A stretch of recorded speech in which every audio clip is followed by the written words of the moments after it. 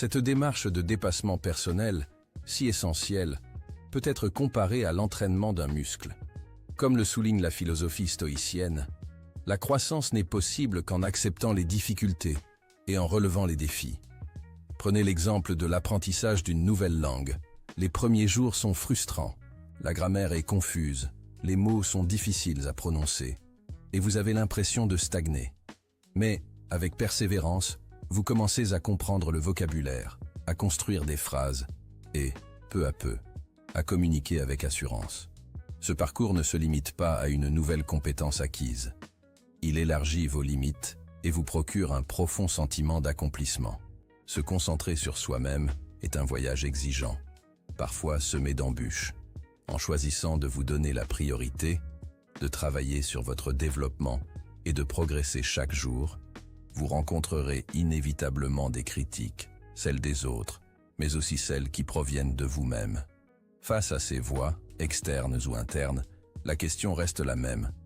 Serez-vous assez fort pour maintenir votre cap? Comment continuer à avancer sans être ébranlé par la pression et le scepticisme? Cette question mérite toute votre attention, car c'est précisément en surmontant les critiques et les doutes que l'on forge une confiance inébranlable et que l'on progresse vers des objectifs extraordinaires.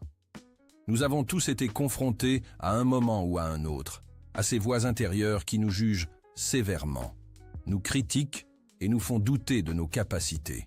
Trop souvent, ces pensées limitantes surgissent lorsque nous envisageons de nouvelles tâches ou lorsque nous osons poursuivre ce qui nous tient réellement à cœur. Peut-être ressentez-vous cela vous-même. Une fatigue émotionnelle, une hésitation paralysante, un sentiment de ne pas être à la hauteur. Si ces défis vous freinent, sachez que vous n'êtes pas seul. La peur et le doute de soi sont des compagnons fréquents, notamment lorsqu'on s'aventure sur des chemins moins empruntés ou que l'on poursuit des objectifs qui déviennent des attentes conventionnelles. Ces émotions sont normales, mais elles ne doivent pas dicter vos actions. Si vous êtes prêt à abandonner les perspectives négatives qui vous retiennent, laissez la philosophie stoïcienne vous offrir un guide vers la confiance et la résilience.